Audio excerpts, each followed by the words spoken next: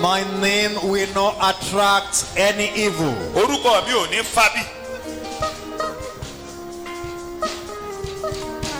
In Jesus' mighty name we pray. Lórúkọ Jésù tó ní agbára lágbàdúrà. Now I want you to say amen with Báyìí mo fẹ́ ká ṣàmì all your strength. pẹ̀lú gbogbo okun rẹ. In the name of the Lord, Lórúkọ Olúwa. every causes, every evil covenant, Gbogbo èpè, gbogbo májẹ̀mú evil búburú, vow, gbogbo ẹ̀jẹ̀ búburú, evil inspiration, gbogbo ìmísí búburú, every demons gbogbo ẹ̀mí òkùnkùn working with our nails tó ń bá orúkọ wa ṣiṣẹ́ by the power of the blood of Jesus. nípa agbára tó wà nínú ẹ̀jẹ̀ Jésù. We disconnect from them today. Àpéyà pẹ̀lú wọn lónìí. Àmín. That amen is small. Àmì ìkéré. We disconnect from them. Amen. We disconnect from them. Amen. If you know some things, you will say better amen. Ẹ bá mọ àwọn nǹkan kan ẹ̀ ṣàmì tó dáa ju eléyìí. By the power and the covenant behind the name of Jesus, Ẹ̀fà agbára àti májẹ̀mú tó ń ti orúkọ Jésù lẹ́yìn. I decree Ó pa today, àṣẹ lónìí. everyone under the sound of my Gbà tó ń bẹ voice, lábẹ́ òun mi. every strange forces, Gbogbo àwọn ohun tó lòdì. every demon, Gbogbo ẹ̀mí òkú. every covenant, Gbogbo májẹ̀mú. every causes Gbogbo ègún working with any name, tó ń bá orúkọ kórúkọ ṣiṣẹ́. it is hereby destroyed. Àparun báyìí. Àmín. Because you say amen, because you accept Jesus, Torí pé o ṣàmì tó the lè gba Jésù. covenant behind the name of Jesus will enter your name now. Amen. Àjẹ̀mú tó ń bẹ lẹ́yìn orúkọ Jésù yóò wọnú ayé rẹ lọ The báyìí. power in the name of Jesus will work in your Amen. life. Gbà tó wà ní orúkọ Jésù yóò bẹ̀ sí ṣiṣẹ́ ní orúkọ rẹ. The Spirit of God, the mercy of God, and the favor of God will walk with your names henceforth. Amen. New thing will begin. Ohun tuntun yóò bẹ̀rẹ̀. Glory be to the name of the Lord. Ògo fún orúkọ Olúwa. Jesus' mighty name we pray. Lórúkọ Jésù lónìí. Can you put your hands together for Ẹ jẹ́ Jesus? àpàtẹ́wọ́ wa fún Jésù. Let's have a seat. Ẹ jẹ́ àjòkó. We are still praying. A ṣì ń gbàdúrà. Like 2 days ago, Ọ̀bẹ ọjọ́ méjì sẹ́yìn. the Lord impressed it in my heart Olúwa fi sí mi lọ́kàn. very strongly Ní ọ̀nà tó gbà dé. to ask you a question Láti béèrè lọ́wọ́ yín. that will produce another 8 questions. I'm going to stop. It's like 15 Eight. questions, but Yóò wá I'm going mú. to stop in 8. Bí ìbéèrè máa dógún ni màá dúró ní orí ìkẹjọ. Job 14:14. Ìwé Jóòbù orí kẹrìnlá ẹsẹ̀ kẹrìnlá. Job 14:14. Ìwé Jóòbù orí kẹrìnlá ẹsẹ̀ kẹrìnlá. I am asked to ask all my listeners this morning, Àrán mi kí n béèrè lọ gbogbo àwọn olùgbọ́ mi láàárọ̀ yìí. why am I like this? Kí nìdí tí mo fi wà báyìí? Why Kí nìdí am I like tí mo this? fi wà bí mo ṣe wà yìí? Wherever you are listening to me, Bíkíbi tó bá wà tó ti ń gbọ́ mi. I want you to personalize the Mo fẹ́ question. kó o béèrè lọ́wọ́ ara rẹ. Why Pé kí nìdí am I like tí mo fi this? rí báyìí? Job 14:14. Ìwé Jóòbù If a man die, shall he live again? All the days of my appointed time will I wait till my change come. A man is ọkùnrin appointed to die once. àti filélẹ̀ fún láti kú lẹ́ẹ̀kan. A man is appointed to live once. Àti fún ènìyàn láti gbé ayé lẹ́ẹ̀kan. And after death is judgment. Lẹ́yìn ikú ìdájọ́ ni. You are privileged to be alive today. O God ní created àǹfààní you. láti wà láyé lónìí. God has a purpose. Ọlọ́run ní ìdí pàtàkì. Why am I like this? Ìnìdí tí mo fi rí báyìí. God knows what you are passing through. Your pastor Ọlọ́run may mọ not tó know. ń là kọjá. But personalize it. ṣùgbọ́n wá fúnra rẹ. Despite the people you know. Bẹ́ẹ̀ bó tilẹ̀ jẹ́ pé àwọn tó mọ̀. Despite your brilliance. Bó ṣe mọ̀wé. Despite your education. Bó ṣe kàwé tó. Despite that you are skillful. Bó tilẹ̀ jẹ́ pé o mọ ṣe. Yet things are not working out. Nǹkan ò lọ bóyá kó ṣe lọ. Despite being a virgin before you got married. Bó tilẹ̀ jẹ́ pé o jẹ́ Yes, no baby. Síbẹ̀ ọmọ ò tí ì dé. Despite all your efforts. Bó tilẹ̀ gbìyànjú tó. No job. Síbẹ̀ kò sí iṣẹ́. Despite the men of God you know. Àwọn ìránṣẹ́ Ọlọ́run tó mọ̀ ṣe pọ̀ tó. No breakthrough. Síbẹ̀ kò sí àtijọ́. Despite people you have helped in the time past. Things are not working out. Síbẹ̀ nǹkan ò ṣe dáadáa. Despite the fasting. Bó ṣe gbàwẹ̀ tó. Despite the prayers. Bó ṣe gbàdúrà tó. Things are not the way it's supposed to be. Nǹkan ò lọ bóyá kó ṣe. Why? Kí nìdí? Am I like this? Tí mo fi rí báyìí. If a man die. Téèyàn bá kú. Shall he live again? Ṣé yóò tún yè bí? You know the reason for that question? Àmọ́ ìdí ìbéèrè yìí. You have a single life to live. O ní ayé kan ṣoṣo láti gbé. That question. Ìbéèrè yìí. will prompt me to ask you 8 questions within 5 minutes. Yóò wá mú mi láti béèrè ìbéèrè 8 lọ́wọ́ yín láàrin ìṣẹ́jú márùn. Are you with your pen? Ṣé wà níbí pẹ̀lú takàndá? Number 1. Kàkàkà ní àkọ́kọ́. To be able to appropriate that question. Láti lè ṣeun ìdájọ́ dáadáa lórí ìbéèrè yìí. And answer it. Kẹ̀sì dáhùn rẹ̀. You need to ask yourself. What is my understanding about God? Kí ni òye mi nípa Ọlọ́run? A lot of people assume they know God and they don't know him. Ọ̀pọ̀lọpọ̀ náà rò pé wọ́n mọ Ọlọ́run síbẹ̀ wọ́n mọ̀. And you will know more of God through his word. Wàá wá mọ̀ nípa Ọlọ́run dáadáa sí nípasẹ̀ ọ̀rọ̀ rẹ̀. Psalm 119 verse 18. Ìwé Sáàmù orí ọgọ́rùn-ún. Psalm 73. Àádọ́fà dín kan. Psalm 119 verse 73. Then Psalm 119 verse 27.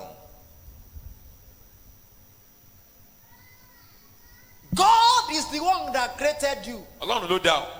But some of the time we don't treat God as the one that created us. Ọ̀pọ̀lọpọ̀ ìgbà a ò ń rí Ọlọ́run bẹ́ẹ̀ ni tó jẹ́ pé òun ló dá wa. At the same time, it was God that created the devil. Bákan náà Ọlọ́run ló dá Sátánì. So where we are, whom we are today, Níbi we are tá a wà, like this. ohun tá a jẹ́ lónìí. In this situation. Nínú ipò tá a wà yìí. Because of our understanding of God. Nítorí òye tá a ní nípa Ọlọ́run. I just want to trigger you. Mo kàn fẹ́ ru ọ́ sókè. I'm not really going to preach. Mi wá láti wàásù lọ́bẹ̀ yẹn. Probably God will help me to turn into a book. Ọlọ́run wá ràn mí lọ láti sọ di ìwé. Your understanding about God determines how far you can go in life. Òye rẹ nípa Ọlọ́run ni ó sọ bí ó ṣe lọ tó láyé. As a child of God, you can't have greater achievement than your knowledge about God. Gẹ́gẹ́ bí ọmọ Ọlọ́run o lè ní àṣeyọrí tó tayọ ju òye rẹ ìmọ̀ rẹ nípa Ọlọ́run. God look at his own people. Ọlọ́run wo àwọn èèyàn tirẹ̀. He said, I am the God of all flesh. Èmi ni Ọlọ́run gbogbo ẹran ara. Jeremiah 32:29. Jeremiah orí ọgbọ̀n lé méjì ẹsẹ̀ kọkàndínlọ́gbọ̀n. Why are you behaving like Kí ni ìjẹ́ wa fi ń ṣe báyìí? Is there anything Tòun kan á too ṣòro hard for me to ṣe see? fún mi bí? What's your understanding about God? Kí ni òye rẹ nínú Ọlọ́run? Number 2 question. Ìkejì ìbéèrè kejì. Why am I like this? Kí ni ìdí tí mo fi You wà need báyìí? to ask O yourself nílò láti béèrè lọ́wọ́ ara rẹ̀ that. wípé Did I know who I am? ṣé mo mọ ẹni tí mo jẹ́ gangan? I see people walking around Torí àwọn èèyàn tó ń rìn káàkiri and yet they don't know who they are. síbẹ̀ wọn ò mọ ẹni tó ń jẹ́. You need to start to know O nílò láti kọ́kọ́ mọ̀ that you are the image of God. pé a dá ọ ní àwòrán Ọlọ́run. Genesis 1:26. Ìjẹ́nsí orí kìíní ẹsẹ̀ kẹrìndínlọ́gbọ̀n. You are the image and the glory Ó of God. jẹ́ àwòrán àti ògo Ọlọ́run. 1 Corinthians 11:7. Kọ́ríńtì kìíní orí kọkànlá ẹsẹ̀ kejì. You need to know. O nílò láti So if you are the image of God, you Tó bá live jẹ́ in àwòrán the Ọlọ́run, consciousness of the wàá image of máa God. gbé pẹ̀lú òye yìí. That determines what you are going to put on, how you are going to appear, and where you go. Èyí ni wọ́n máa sọ ohun tí wàá máa ṣe àti ibi tí wàá máa lọ. The king, they are aware of whom they are. That's why they dress the way they are and they move the way they Àwọn are. bá mọrú èèyàn tán jẹ́ òun náà fi ń múra wọ́n ṣe ń múra àti bọ́n ṣe ń gbé ayé wọn. You are a royal priest. Oh. Ó jẹ́ 1 Peter 2:9. You are a royal ó jẹ́ olú àlùfáà. priesthood. Number 3. Ìkẹta, You are God. Ọlọ́run náà ni ọ́. God has made you a small God. Ọlọ́run ti dá ọ ní Ọlọ́run kékeré. God, look at Adam. Ọlọ́run wá Ádámù. I've created these animals. Ni mo ti dá gbogbo àwọn ẹranko yìí. Name them. Sọ wọ́n lórúkọ. And since that day, Láti ọjọ́ náà lọ. everything Gbogbo ń pátá. Adam called them, that's what they bear up Tí to now. Ádámù pè wọ́n náà ń jẹ́dẹ̀ ní. He look at lion and say, Ó wo "You, kìnìún. Ó ní ìwọ. the way you look, Ó ṣe rí. you'll be called lion." Kìnìún la ó máa pè ọ́. Everything inside the water, Gbogbo tó ń bẹ nínú. Adam named them. Ádámù sọ wọ́n lórúkọ lẹ́yọ̀kọ̀. Look at one, he said, Eléyìí. you'll be called frog. A ó máa pè ọ́ ní ọ̀pọ̀lọ́. You, Ìwọ. you'll be called tilapia A fish. pè ọ́ ní ẹja tìlápíà. And up till now, Títí dòní. do you know who you are? Tòmọ́rọ́ ẹni tó jẹ́. As a child of God, Gẹ́gẹ́ bí ọmọ Ọlọ́run. when you know yourself Tó o bá mọ́ra rẹ very well, dáadáa. now that determines what to do. Èyí ó wàá máa sọ ohun tí wàá máa ṣe. Because what you do Torí pé ohun tó o bá ṣe. is a seed for your future. Ó jẹ́ irúgbìn fún ọjọ́ ọ̀la rẹ. I just prepare a message Ó after the pèsè first thing I'll come about it. ìwàásù kan sílẹ̀. Your character is a prophecy. Ìwà rẹ àsọtẹ́lẹ̀ ni. You will meet it in the future. Wàá bá a ní ọjọ́ iwájú. Who am I? Ta ni mí? Ask yourself, Béèrè lọ́wọ́ ara rẹ. who am I? Ta ni èmi You gangan? understand yourself? Ṣé o ní òye ara rẹ? Do you pray unto God to help you open my understanding to understand whom I am? Ṣé o ti gbàdúrà Ọlọ́run kó ṣí ọ ní ojú kó lè ní òye ẹni tó Or you jẹ́? will continue living like this. Àbí o kàn fẹ́ tẹ̀síwájú láti You máa are gbé like ẹsẹ̀? this because you don't know who you are. O wà bó ṣe wà nítorí pé o mọrú ẹni tó jẹ́. As God, small God. Bí Ọlọ́run kékeré. There are things you dictate. Àwọn kankan there wà are tí things wàá you pa create. láṣẹ. There's Àwọn a kankan way. wà tí wàá dá. Okay. Number 4. Ìkẹrin. Do you know who you are? You Ọmọ are rẹ tó jẹ́. fearfully and wonderfully Jẹ́ There's pẹ̀lú ẹ̀rù. there's an aspect of you Ní ọ̀nà- that creates fear. Abala kan wà lára rẹ tó máa ń dẹ́rù bá àwọn èèyàn. So if you are fearfully made, why are you fearful? Tàbá wa dá ọ Kí ló pẹ̀lú ń dẹ́rù bá? tẹ̀rù. Kí ló wá dé tẹ́ ìwọ ń bẹ̀rù? Why are you suffering for wonders when you are fearfully and wonderfully made? Kí ni There's a ìdí tó ń part tóbi of you jìyà? that are full of wonders. Fún ìyanu nígbà tó yẹ pé a dá ọ ti yanu ti yanu. Definitely wonders will produce wonders. Ẹ túmọ̀ sí pé ìyanu máa bí ìyanu. The third question you need to answer. Òun kẹta. Why am I like Kí this? ni ìdí tí mo fi wà báyìí? Did you understand your enemies Ṣé o mọ o ní òye àwọn ọ̀tá rẹ ṣá? and your weakness? Àti àìlera rẹ? I will categorize your enemies to 2. Màá pín ọ̀tá rẹ sí méjì, abala méjì. Number 1, Àkọ́kọ́, Satan. Sátánì. Number 2, Ìkejì, yourself. ìwọ fúnra rẹ. That's why the Bible said in the book of First Peter chapter 5 verse 8 to Pétérù kìíní orí kánú 12. ẹsẹ̀ kẹjọ sí kejìlá. Say, be sober and be filled with vigilant. Because your enemy, the Satan, is moving around like a roaring lion. So, then you yourself Ìwọ fúnra rẹ can be the enemy to yourself. o lè jẹ́ ọ̀tá ara rẹ. The flesh, Ẹran ara, your secret sin. àwọn ẹ̀ṣẹ̀ kọ̀kọ̀ rẹ. Apostle Paul cried out, Apostoli Paul ké síta. "Oh, wretched man I am! Who shall deliver me from this flesh?" Oníta ni ó gbà mí lọ́wọ́ ẹran ara yìí. Romans 7, Róòmù orí keje 24. ẹsẹ̀ kẹrìnlélógún. Do you understand your enemy? Ṣé o ní òye ọ̀tá rẹ? Unfortunately, because you don't understand yourself and you don't Torí kò understand wá the mọ́ra enemy, rẹ ò dẹ̀ mọ́ ọ̀tá rẹ. the agents of the enemy are your best friend. Àwọn tó jẹ́ òjíṣẹ́ Sátánì ló jẹ́ ọ̀rẹ́ rẹ tó dàbí. Somebody can be a witch and still be your best friend Èèyàn lè jẹ́ àjẹ́ kó tó wá jẹ́ ọ̀rẹ́ rẹ tó dàbí. because you don't know yourself as Torí pé light. ìwọ kan ò dára rẹ mọ̀ gẹ́gẹ́ bí ìmọ́lẹ̀.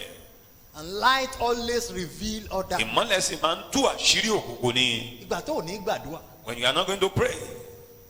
I'm going to that. Mo ń lọ sí eléyìí. It's getting more interesting. Mo ń dà sí báyìí. Number 4 question. Ìkẹrin.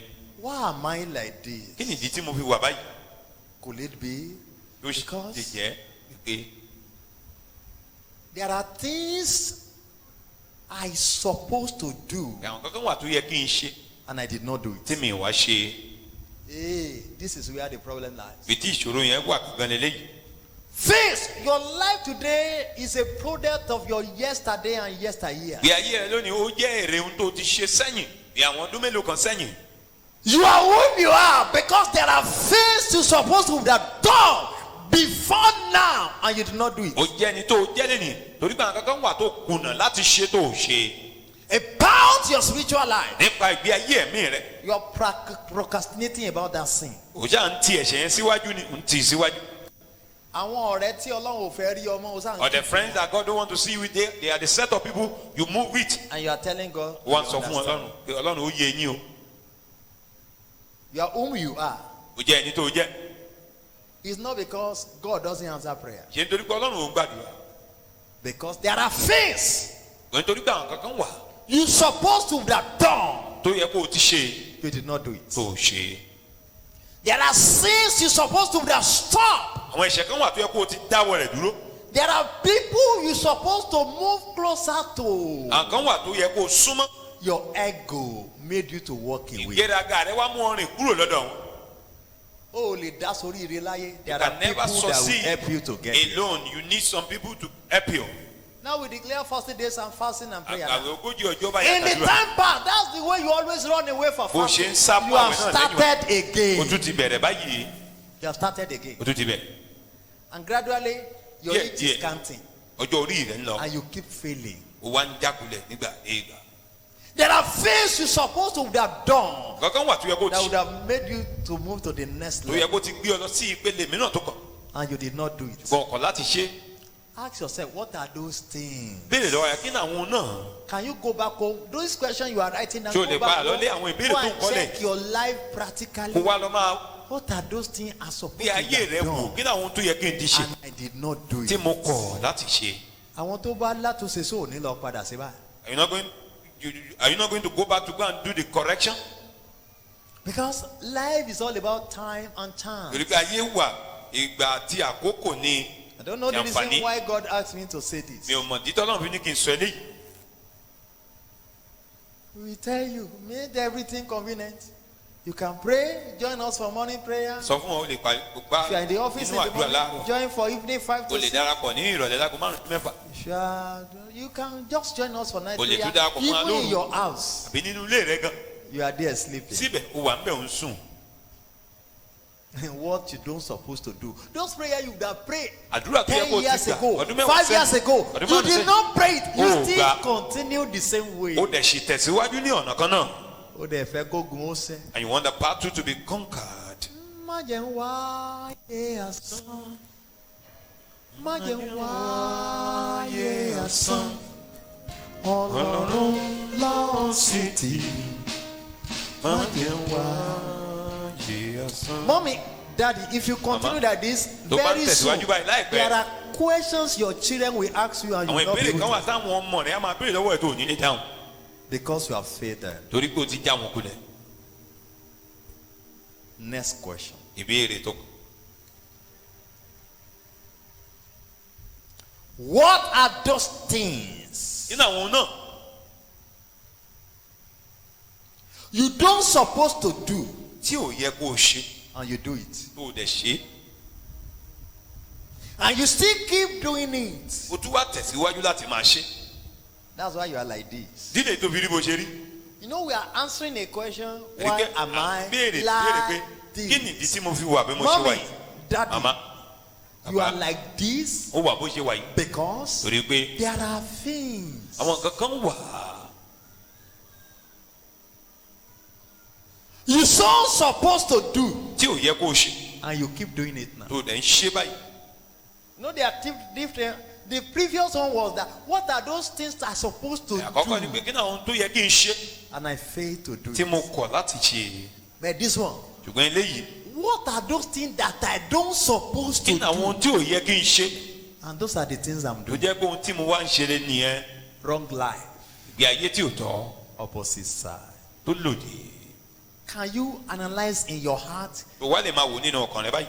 so that you can stop doing it kò wá lè dẹ́kun láti máa ṣe. and sincerely approach your life? nítòótọ́ kò wá kíyè sọ́ra yí ara rẹ̀. Next question. ìbéèrè tó kù.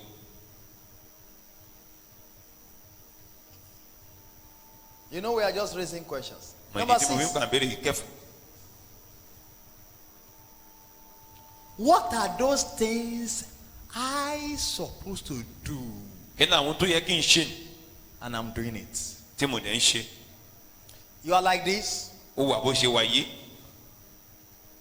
because torí wípé of those things you're supposed to do àwọn tó yẹ kó ṣe ni and you keep doing it. ó wá ń ṣe é.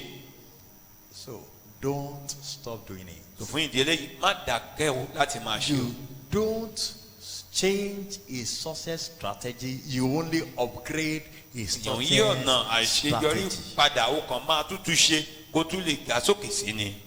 I repeat, you don't change a success strategy, Ọ̀nà tó mọ̀ tí àlùyọ ti ń wá èèyàn ń yí i padà. but you just need to upgrade Wàá kàn nílò láti fi àwọn nǹkan kan kún kó tún lè máa a success strategy. máa dá a sí i. Can I move to the next one? Mo ní lọ lé ìsílẹ̀ tó kàn You are not responding now. Odi, yóò jinlẹ̀. we are like this. Mommy, you are Àwọn like àbá ṣe wà yìí màmá because rí i pé you don't identify your helpers. ẹ ò dá àwọn olùrànlọ́wọ́ yín mọ̀. Because some of the helpers, they come harsh on you. Torí pé àwọn olùrànlọ́wọ́ mi yóò wá bí ẹni tó le. Some of the helpers, Olùrànlọ́wọ́ mi yóò wá. they come as the one that are in need.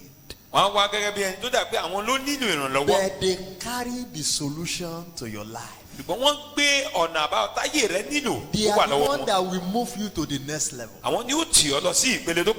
But unfortunately, you don't know them. Ṣùgbọ́n ó ṣe ní láàánú ò dá wọn mọ̀. You don't identify. Ó ṣàwárí wọn kó mọ̀ wọ́n. That's why we're like this. Dídá fi wà bá ṣe wà léléyìí. Why am I like this? Kí ni ìdí tí mo fi wà báyìí? This is a sincere question you need to ask. Ìbéèrè tó jẹ́ tòótọ́ tó gbọ́dọ̀ béèrè lọ́wọ́ ara rẹ lélẹ́yìí. Am I like this? Kí ni ìdí tí mo fi wà báyìí? Because Torí pé I don't identify my helpers. mi ò dá àwọn olùrànlọ́wọ́ mi mọ̀. Can I pray for somebody? Ṣé mo lè gbàdúrà fẹ́ni? Everyone ordained of God for your life Gbogbo ohun tí Ọlọ́run ti as pèsè. benefactors, Àti Ọlọ́run ti rán gẹ́gẹ́ as bí olùrànlọ́wọ́ helpers. rẹ. Gẹ́gẹ́ bí olùrànlọ́wọ́. May the Lord open your eyes to know them. Amen. Kí Olúwa ṣí ọ lójú láti mọ̀ wọ́n. May the Lord open your eyes to know them.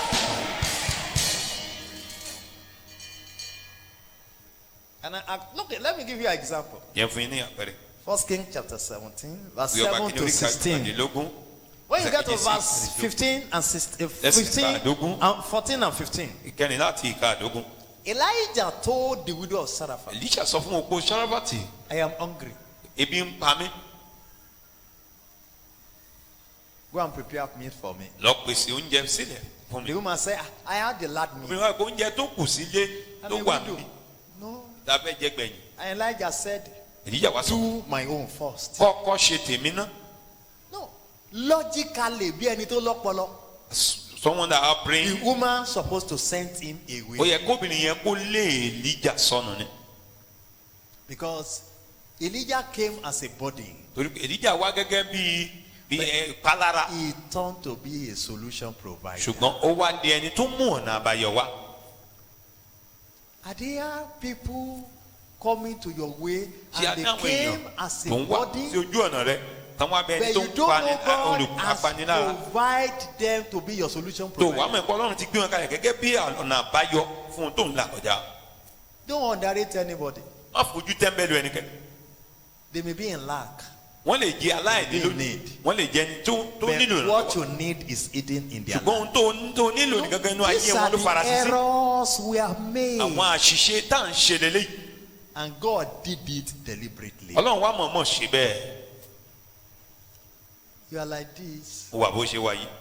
You are like this. Ó wà bó ṣe wà yìí. Because Torí pé God have answered you in the time past. You have prayed about help. torí pé Ọlọ́run ti gbọ́ àdúrà ẹ nígbà kan You sẹ́yìn. send Tó gbàdúrà fún ìrànlọ́wọ́. helpers away. Ìwọ ló tún lé àwọn olùrànlọ́wọ́ yìí dànù. Because you don't know them. Torí pé ò dá wọn. They don't write it in their Wọ́n forehead. kọ́ síwájú orí. You don't look at their size. O gbúdọ̀ wo bá ń ṣe tó.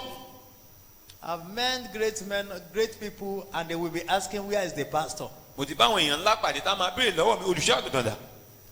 It's because today is Sunday. That's why I'm dressing like I don't èyí like pé níjọ́ jẹ́ sí mo fi múra báyìí. suits. No. Most of the time you see me with my jeans. ìgbà mìíràn máa wọ ṣòkòtò. Don't underrate anybody. má fojú kéré ẹnikẹ́ni.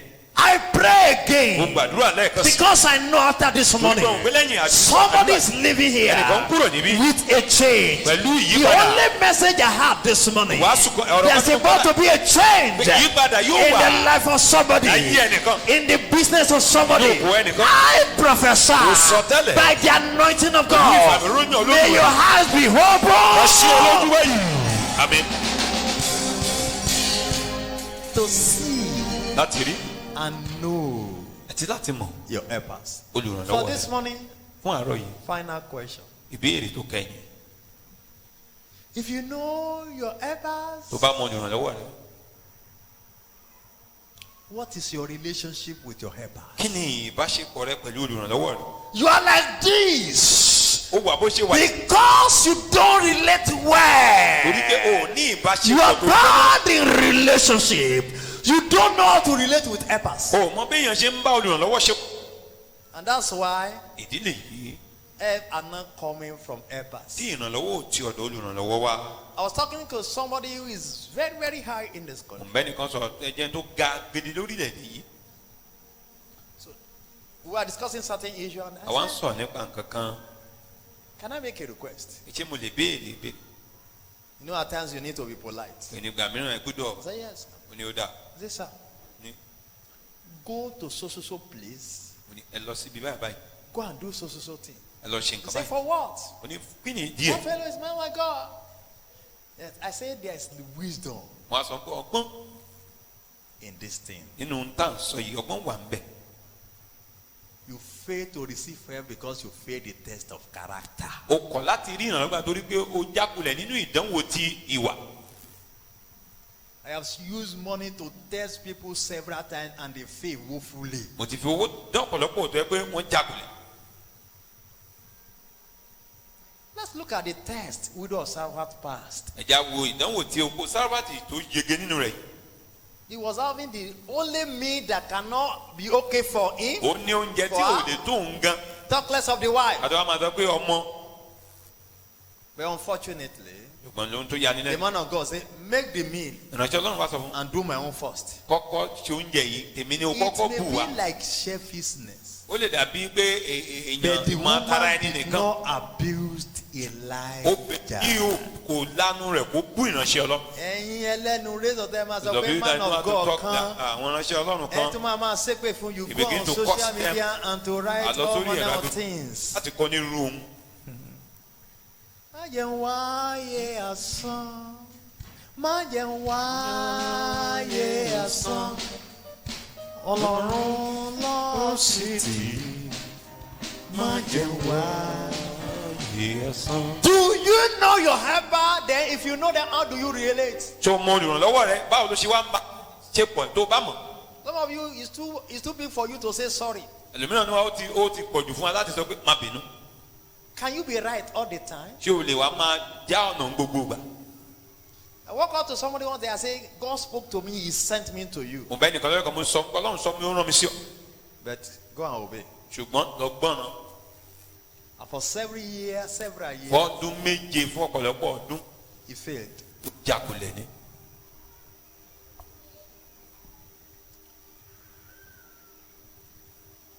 Why am I like this? kí nìdí tí mo fi rí báyìí. Why am I like kí this? nìdí tí mo fi rí báyìí. Now, this kind of message doesn't require. He told me to ask you. wọ́n kàn ní ń béèrè lọ́wọ́ yín ni. We have provided another 8 questions. àti tún ti pèsè àwọn ìbéèrè mìíràn mẹ́jọ mìíràn. Go and answer it correctly by lọ yourself. lé lọ máa dáhùn rẹ̀ lẹ́yìn ọ̀kọ̀ọ̀kan fúnra Why rẹ̀. am I like kí this? nìdí tí mo fi rí báyìí. Because man can be created and live once. After that, it's dead. lẹ́yìn ikú But you may wait ikú patiently and your change will not come if you don't address this question. o wá lè dúró títí tí kò má rí ìyípadà tó o bá dáhùn ìbéèrè yìí dáadáa. What is my understanding about God? kí ni òye ẹ̀mẹ́ nípa Ọlọ́run. Do you know your helper? ṣé o mọ olùrànlọ́wọ́ rẹ bí. Do you know who you are? ṣé o mọ ẹni tó o jẹ́.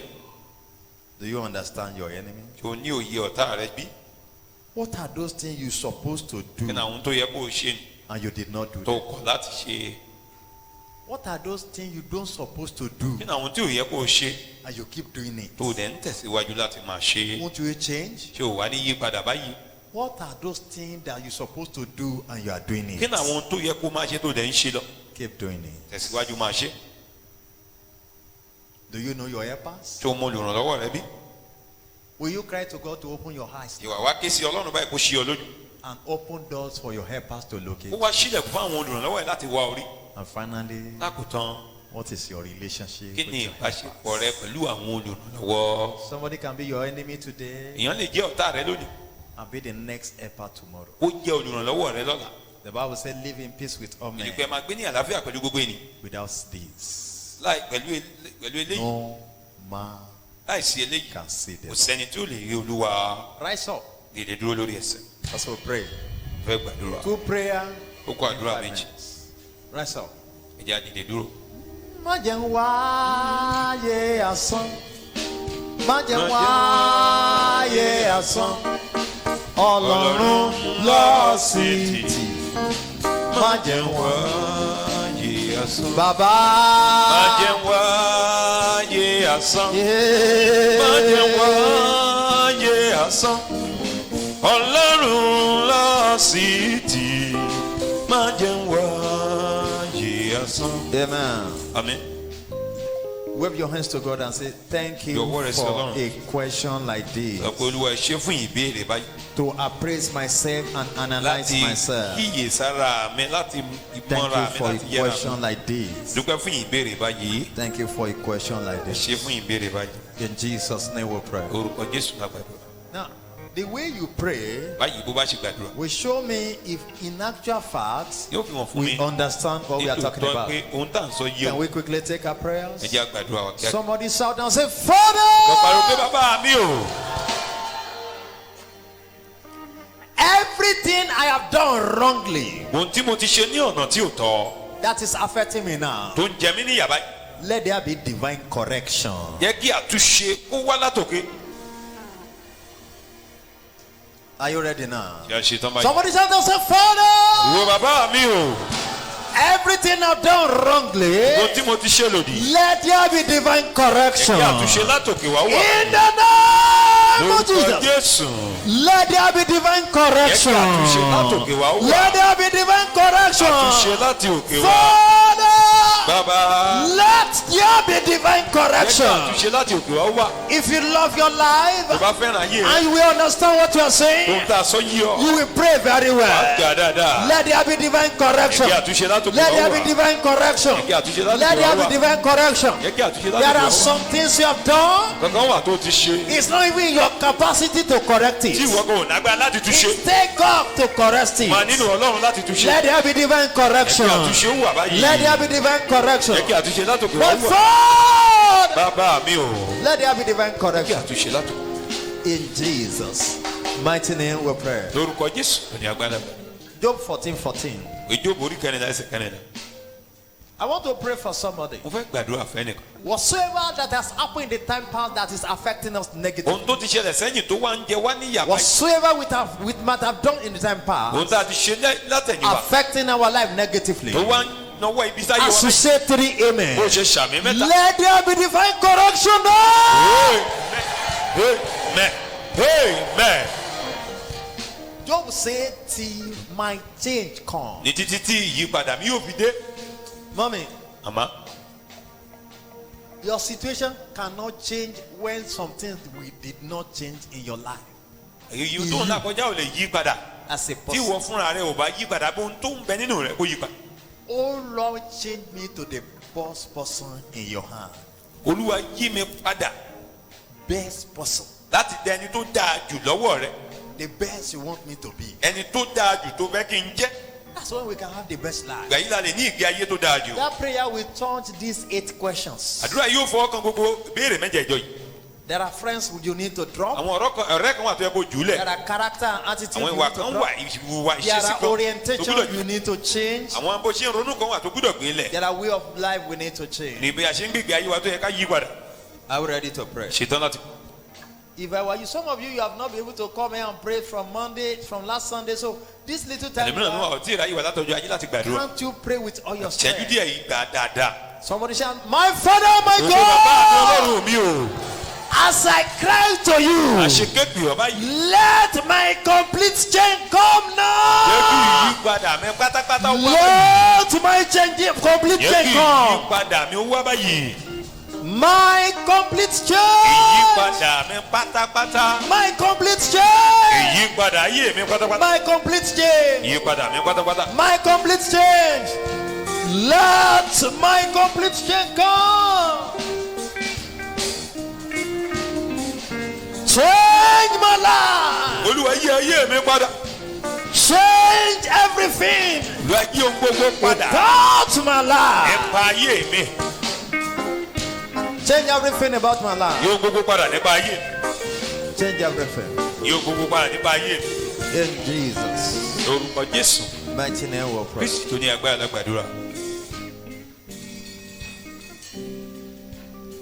I want you to ask God pé ká béèrè lọ́wọ́ Ọlọ́run. that change you want in your life ìyípadà ni tó fẹ́ nínú ayé rẹ̀. just for a minute. fún ìṣẹ́jú kan. That change you want this irú week. ìyípadà tó fẹ́ láàárọ̀ yìí gangan. Asking Father, bá sọ̀rọ̀ pé bàbá change my finances. yí ètò ìṣúná mi padà. If it's all about your marriage, tó bá jẹ́ nípa ìgbéyàwó rẹ ask Him to change it. béèrè lọ́wọ́ rẹ̀ kó yí padà Begin sí to rere. talk to God. bá sọ. Those things that are working against me, let them be tó ń changed. ṣiṣẹ́ lòdì sí ayé mi bàbá jẹ́ kí ìyípadà ó wà. Let all things work to my favor gbogbo ń bẹ̀rẹ̀ sí ń ṣiṣẹ́ papọ̀ fún as I rere mi. enter the new week.